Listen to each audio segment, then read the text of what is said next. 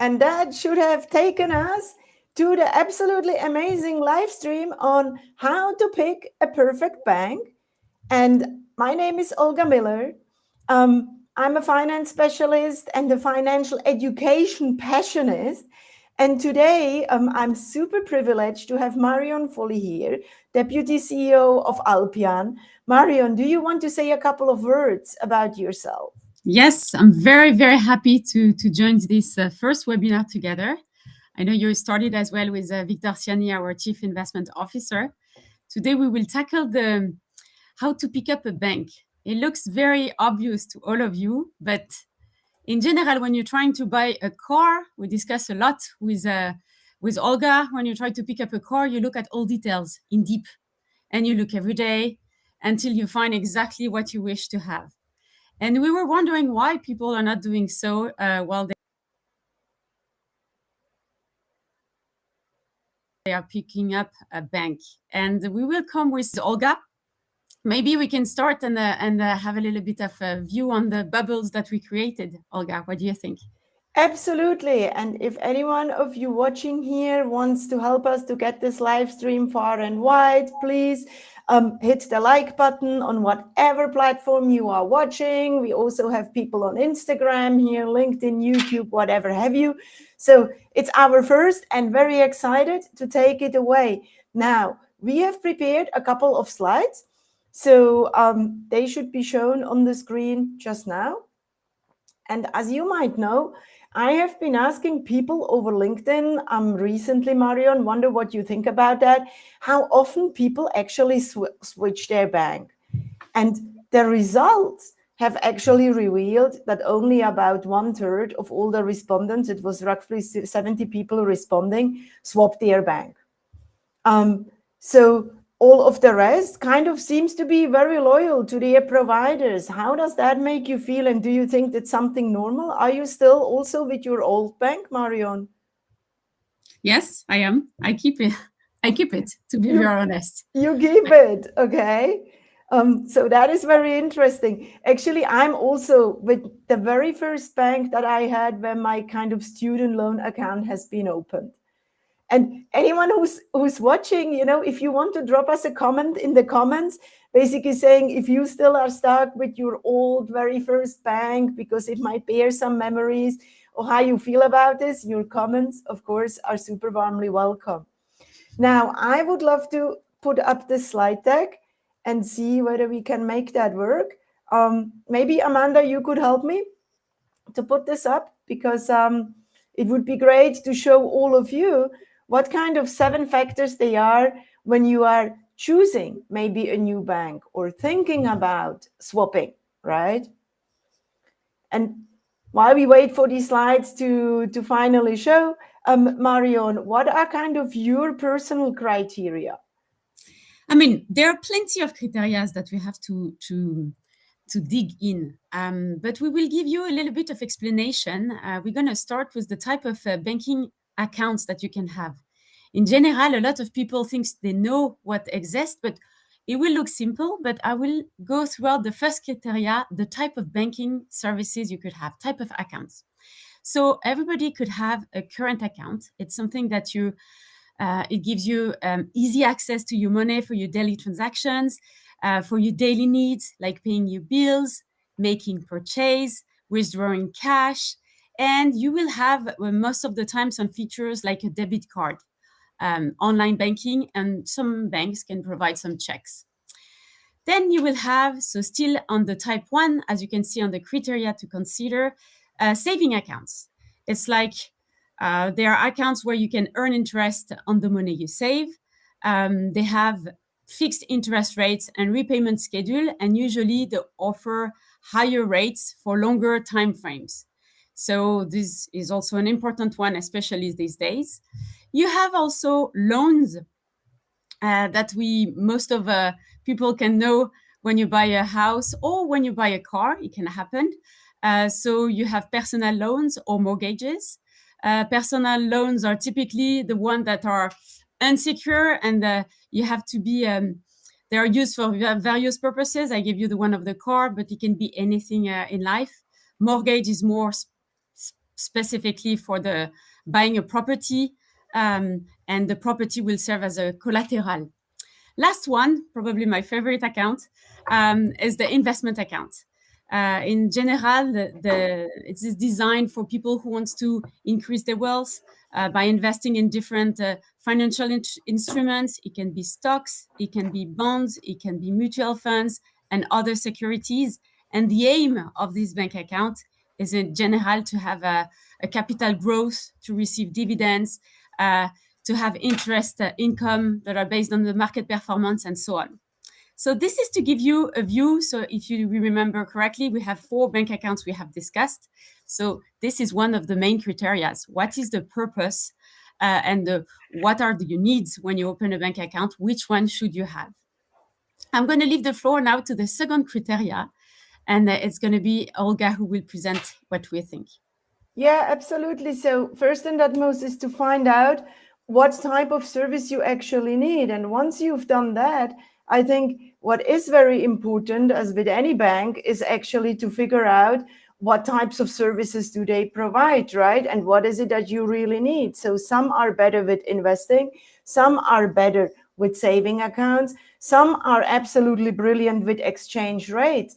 So when it comes to kind of your choice, naturally research has shown the kind of super universal banks might not be as good on kind of all of the specialized services that you might, eventually need. So if, for example, you are a very frequent traveler like I am, naturally you don't want to be paying excess fees every time you transfer money or every time you need to exchange money. So it's absolutely vital, or at least for me personally, it's my need, that my banking partner actually can support this lifestyle.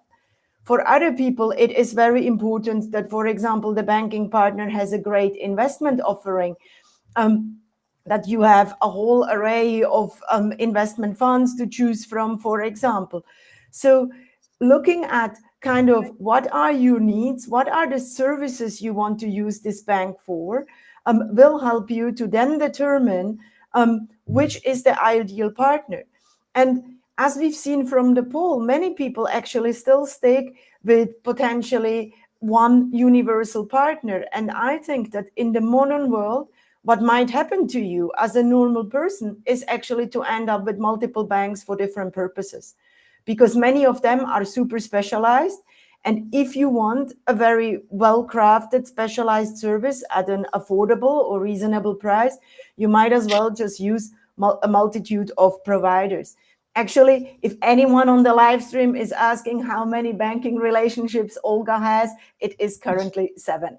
Okay, so I have 7 different banking relationships, and that doesn't include all of my investment tools, my crypto tools, and my trading stuff, but that is for another live stream. Marion, reputation of a bank is super important, right? Very much. So reputation and reliability as well. So this is the third criteria. You have a known versus unknown institution that you have in the market. Established bank is something that you can recognize with a brand and a long history in the market. And they in general have a long track records, very solid, and you know the name, okay, worldwide. Then after you have less known and newer institutions. Most of the time we call them neobanks. So there are online banks, smaller bank, local institutions, it can be all of this. In general, they offer competitive rates, and this is something that often people are forgetting. And they have specialized service, but they don't have the extensive track record. What is interesting between the known and the unknown institution is that the duration on the market. Sometimes you have banks, not sometimes, you have some banks, especially in Switzerland, that have 200 years of existence. And it's great because over time they have been able to evolve. But you also have to question yourself when you choose a bank, because you need to know if this bank is able to change their processes, change paper to online evolutions and so on. So the legacy and the processes should be thought as well. Look at what they are doing. Are they in line with what's happening, not only at the bank side, but are they in line with what's happening in life? These are important elements. Then after, you have another part is about the reliability. I'm going to go a little bit deeper. So like this, I give you a little bit of a glance of what should be seen if you're somebody at ease with numbers. But then if you're not at ease, don't be afraid. I will explain as well how you can do. You can look at banks. You can look at their balance sheet. You're able to have a snapshot of a bank on their asset, on their liabilities and equity at a given point of time. This can show you how well a bank is managing the resources. There is also another point that you could use, is the credit rating. Credit agencies assign some rating to the bank to give us the financial health, and the higher rating in general show the better stability and the creditworthiness of a bank. Then we have 3 key ratios. Liquidity ratio is in general to measure a bank ability to meet short-term obligations. We have exactly the same one called solvency ratio. It is for the long-term obligations, and it allows us to see if the bank is good at managing short-term financial health or, as I said, long-term financial health. There is another one, depending on the bank and the services they offer. There is the long-performing loan ratio. It's just to see if all loans are actually being reimbursed correctly by the clients. And this is how you can see the loan quality of the bank and how they manage the people who comes, the clients who comes to their banks. If all of this talks to you as Chinese, very simple as this. You look for a financial institution, look if it's a bank. Look if it's a licensed bank. You have a lot of neobank, we call them neobank, but they are not banks. Look if they have a license that is linked to the country. So for instance, in Switzerland, we have the Swiss Financial Market Supervisory Authority, which we call it FINMA. Check if it's on the list of the FINMA. And this will show you the robustness of a bank. You also have other elements that you can check by yourself. It's about the testimonials. Many banks now are using testimonials, showing how happy people are and showing the different servicing they are providing. It's the experience that they have with the bank. It's very important to see the quality of the service of the bank. Testimonials can help it, but as well, customer reviews. If you have an app, for instance, as a bank, you're able to have the rating of that app, and you will have the review of the customer, so they can give insight about the customer satisfactions, the service quality, and their overall experience. Now I leave the floor to the 4th criteria, back to Olga, regarding cost and fees. Absolutely. And so I think we touched on this already before, right? The cost and fees and the benefits you get are absolutely vital, especially if you invest. So the way I do it for myself is actually use cost comparison platforms. Usually once a year, every 18 months, I kind of look, check out, figure out what are the new players, what are the new kids on the block. I assess my needs and then use cost comparison platforms. Also, another tip I have here for you is, many of us get the different bank statements, right? To depict the cost is not always very easy, but it is worth having a look, okay? Because also hidden costs can creep in. For example, one of my banking partners started to charge costs for paper receipts, okay? They would charge me 3 francs for a paper receipt without even announcing this. So I only depicted it in kind of, when looking through the cost statement. So having good money hygiene, very practically, and about every 3 months, looking through what charges are you actually receiving might be super helpful. Other 2 very practical tips I have for you where costs can creep in, really unwanted costs, is cash withdrawals. Some providers will charge you quite substantial amount of funds for cash withdrawals. In Switzerland, for example, 5 to 10 francs for one cash withdrawal, which, if you do it 5 times a week, naturally can eat away. You could do better or different with that money, right? And then such add-on services like, for example, tax statements, are they included or excluded, are things that you could look out for. So having good cost hygiene is not only important when you pick the banking partner, but I also think throughout the relationship, because these things tend to change. Usually we receive very cryptic information in very small print, and then reading through it might be very cumbersome. It's also cumbersome to me, but I kind of try to display a discipline and try to look at this documentation when I get it and then make my judgment calls. So my top tips here on the costs are really watch for the small hidden fees. Again, assess your partner according to the services that you use the most, right? So, for example, paying in foreign currency or whatever it might be, investing whatever service you are using, and really read the fine print because it might be very, very revealing.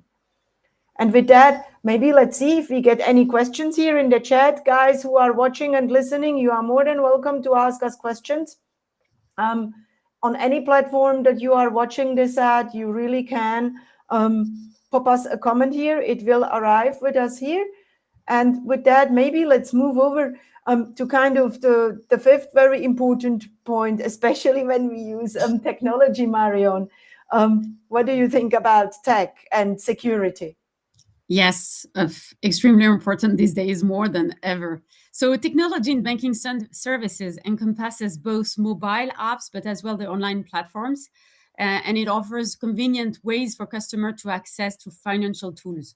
So everybody wants to have access to a lot of tools to be able to, do some comparisons, test by themselves, and so on.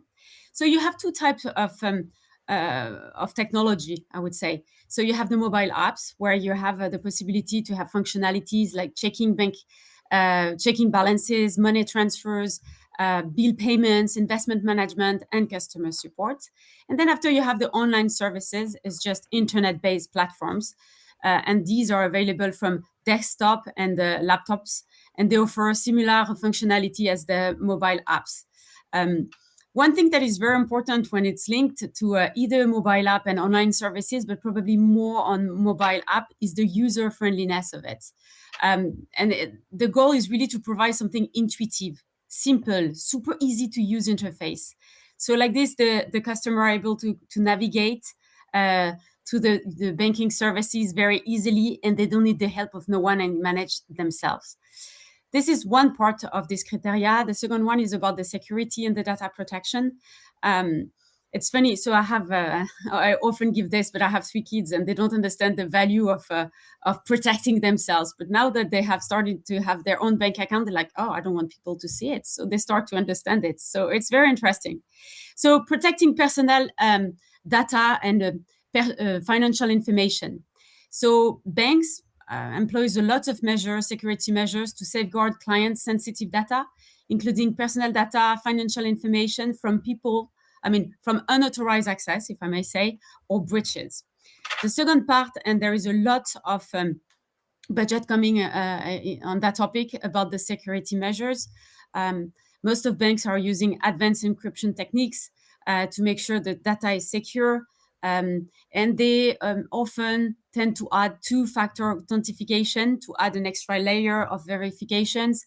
Of course, there are plenty of tools they are using or technique. It can be firewalls, secure login procedures, regular security audits. And like this, the banks can ensure compliance and address vulnerabilities. As you see, even with your phone, it's so easy. Things are moving so fast. So these are the elements that we tackle during the tech and the security part for this criteria. Next one is about the customer service. And Olga, off to you. Yeah, absolutely. So I think when it comes to customer service, it's really very important to figure out what type of support you actually need. So starting with, do you like to go to a bank? Because then the bank would actually need to have physical branches, right? Do you prefer digital interaction? Do you need the help of an advisory person, right? And in what form or shape would you like to interact with the advisory person? Or is it chat? Is it video? Is it having face-to-face meetings? I think these are all kind of factors to consider when you make a choice. Also, it's important to consider what is the response time? How will you get help? Do they answer quickly, right? When everything goes well, then usually there are no challenges. But when there is, I don't know, larger turmoil, imagine a crisis breaks out, right? You might want to be able to get in touch with your bank just only to figure out whether your money is safe. So I personally consider customer service to be a very important criterion. But then you also do not want to have a provider that provides too much service that you never are going to use, because one way or the other, of course, you are paying for it. So thinking about what type of service and support you might need in advance, and then actually checking whether that is being provided and whether you can turn it off or on is a really good idea. And I think there are all kinds of model on the market at this point in time, from pure digital interacting through apps, to banks that only have an AI-driven chat, down to those that provide a phone line and the ones that have branches. So really, the world is your oyster, I think, when it comes to this. Yeah, and ultimately, let us touch on final thing that is someone that is very close to my heart, which is, despite all of these technical criteria that we mentioned, of course, a bank is also supposed to be a partner. As we've seen from the data, for many of us, the bank is a partner for life, right? Because so few people really are willing to switch. And in that regard, having kind of softer dimensions around values, I think, is super important. And Marion, you spend a lot of time thinking about this building a bank the past 3 years, right? Yes. Thank you, Olga, a lot. And actually, okay, if you look at all banks now on the market, all of them will tell you we have the best values, we really do care, and so on. Scratch a little bit more. Try to see what is behind. They want to do some transparent fee structure. Ask them, show me how transparent it is. They want to do fair lending practice. I mean, setup practice. Show me how it is. How? It's very important that the client requests this. We always, as a bank, trying to have honest communication with customers, but be open to ask. I give you an example. I often give that example. In general, when you have a relationship manager, when you do some investments, the relationship manager should not have any commission, but most of the bank have commission. So if a relationship manager has commission, it means that he's not acting in your interest. He's acting first in his interest, even though he gives the impression he's acting in your interest. When you have also another example, when you have some product that are tailor-made, I mean, product created by a bank, the bank will definitely try to sell more their own product than the others. Is it in your favor? These are a type of things you have to question yourselves. Of course, we're trying to have a customer-centric approach. And this is happening, I would say, even more with the neobank, because they have tried really to answer to the needs of clients. They really prioritize the needs. They try to offer personalized services. But look at it. How was a bank created? How was a bank was able to evolve over time to really answer the needs of the clients? So look at the personal values that you have. Is your bank having the same one? Do you want to get into you want to have a reflection of your personal value into your bank? Is it aligned with your causes or the principles they support? Do they support some cause? What is it? Is it about the environment? Is it about social justice? Is it about ethical business practices? Scratch a bit more on this and try to see if it's really going in your values. Of course, there are other elements like corporate social responsibilities in banking. And this, Olga will tackle it in a minute. But really question yourself. What do you expect from your bank? How do you expect to have a communication with them? I think it's one of the most important one nowadays, since we have I have 7 accounts as you do, Olga, exactly the same. So if you want to open another one, just make sure that it's the correct partner. Absolutely, and thank you, Marion. And I think, to add my personal perspective on this values dimension, to me, it's very important who sits in the management, right? Who are the people governing this institution, and what values do they display? That probably being number one. Number two, where is the bank spending the marketing dollars? I think that was mentioned. And then, how rigid are the criteria in actually forming the investment offering? That to me is also very important, right? What data is being used and what kind of filter and criteria sets are being used. when a recommendation to me as a customer is being formed. So I think there is a lot still to be said around kind of the values dimensions of different financial services institutions. And again, there, having a closer look certainly pays off. It's a very individual and personal affair. Now, we got a question here. Somebody is asking us about our opinion on child gift saving accounts. Marion, any statement you want to make about gift saving accounts for children? Yeah, I mean, definitely. This is something I love about the children. What is important to know is that if you start very early, you could invest, for instance, what you get from the states every month, even though the child is under 18.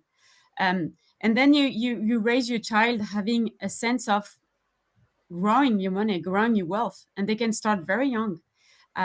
Most of the time, people think we can't talk money with kids. Why not? I mean, in life, you're going to use it quite a lot. So for me, I'm totally for it. I think it's very important to start early. At the beginning, it's going to be with the parents for sure, but over time, you have to educate your children to have a view on, okay, I can grow my wealth, even though it's a little amount per month. It can be 50 franc. That's a great beginning, especially for a kid, and or everyone. And it links to something else about education that we didn't tackle here. Is your bank allowing you to grow as knowledge? Do they open doors to explain you things? I mean, you have two people like Olga and myself. We're trying to push people to learn that you are clients or you're not clients. You need to learn what it is. You want to start investment? Okay, let us show you what we could do and how. And if you don't know, if you don't understand, okay, let us explain what is the glossary of it. I hope I have answered the question. I don't know if you want to add something to it, Olga. Yeah, no, absolutely. I think I would love to add to it that currently it seems to be very fashionable to put out these different offerings for children accounts. Naturally, it makes sense to invest your child's money because they have a very long investment horizon, right? At least 18 years. So that is probably worth, again, another separate live stream to debate. What we wanted to do today is to take you on a journey to assess your banking partner alongside 7 criteria. And in order to make that easy, I think we have a slide with some final tips that I would love to share with you. And maybe my first top tip would be is really to assess your needs and do not shy away from having a closer look who you are really partnering with. And is this really fitting what you currently need and what you need today, right? The second tip, I think, would be if you have a banking partner, like most of us do, stay in the know about this financial services institution. I very regularly inform myself what's happening with the banks that I work with. Naturally, you will say, okay, it's the lady's profession, but I think it's actually a good thing to do because then you also can anticipate if there are any changes or challenges upcoming. So being in the know can be helpful. We touched on the comparison of benefits as well as costs. And my personal final tip here would be don't be afraid to swap.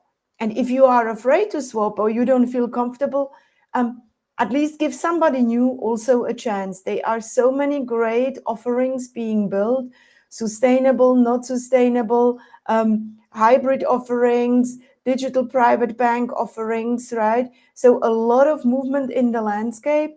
And I personally think it's very exciting to try new things. Because if we don't, then, we will never help finance to grow and to innovate. So these are kind of my personal recommendations. And Marion, do you have 2 final top tips to add to this? No, I think yes, I do actually. When you travel, I was I don't know if Victor has shared it among LinkedIn, but he was doing so Victor was chief investment officer. He was doing an analysis of the different exchange rates that we have, and I was very surprised to see one of my bank being with the highest one in Switzerland, and I was extremely surprised. So please have a look. We all travel a lot, and our country is surrounded by other countries, so we have other currencies around us. Look at this as well, because it can take a lot portion of what you earn every month simply with exchange rates that are not in your favor. So that would be this point. The other one is, as Olga was saying, we are proposing, Alpian is proposing to experience our bank for 12 months at 0 franc. Use it, try it. A bank should leave you the space of trying things and tell us what is your feedback, what you think of, and so on. So for me, this is an important step, exchange rate. And another one is about interest rates. You know, during the COVID and a little bit before, we saw that we had the negative interest rates. Banks were charging negative interest rates. Not now that we have positive interest rate, look at the bank offering this, because it's no investment. You can access it and you can earn easily money without any risk. And I think it's an important step or way of thinking now that has to shift in the mind of people. Perfect. And before we come kind of to closing off this live stream, we have one final question, which I think is super interesting. Somebody's asking us here, Marion, what do we think about the security and values as well as lifestyle, and what it will do when it comes to the potential open banking standards in Switzerland? Any view, any perspective from you on this? I would love to arrive on the open banking. Makes me think of one of my former colleagues. Of course, we need to open our banks. We need to open the way we are structured as of now. Because if we do so, the experience for the clients is going to be totally changed. So I'm absolutely for it. But we have to make sure that security remains super high at the same time. I don't know what's your view on it, Olga. I mean, as a financial educator and a platform provider, naturally, I would be cheering and jumping up and down when the open banking standards finally will become reality also in Switzerland. But absolutely, it has to be with the right standards. We see in other countries, such as the UK, that it can lead to enormous innovation in the tech side, right? Because all in a sudden, you don't sit in these silos. There is possibility to build add-on services. So I personally very much welcome transparency. More transparency in finance would be enormously helpful. Also, of course, on the pricing side, those who know me, who are watching this stream, know that I'm always ranting about intransparency in fees and how difficult it is for people to compare fees. I think that more open standards will help also in that regard. So with that, thank you so much, everyone who took the time to watch today. If you want to replay this live stream, or you might have missed it, or know somebody who could benefit from it, you will find the replay in the SmartPurse app. SmartPurse app is for free, and we're going to publish this thing here. For those of you who want to give it a go and try a very different private bank, Alpian is putting forward a special offer. It means with zero deposit, you can open the bank account and try the service for free for 12 months. Just use code SMARTP. Gives you an option to check it out. And if you are keen to learn more about money, next week we're going to be live streaming on Wednesday, 12:30 Switzerland time, 11:30 UK time. And I'm going to take you on a journey around the 7 most common investment mistakes that we all can easily avoid. And so I'm very much looking forward to welcoming you all there. Now, a huge thank you to you, Marion, for hopping on this experiment. Did you enjoy it? Loved it. I love to share the screen with you. Yeah, absolutely. So do I. A huge thank you to everyone on Instagram. I know we lost the Alpian account somewhere halfway through and still about 7 people there. So thanks for watching my face. We shall do better next time. And thank you to Amanda and Restream. And bye, everybody. Have a wonderful rest of Thursday. Enjoy. Bye, everyone. Bye-bye.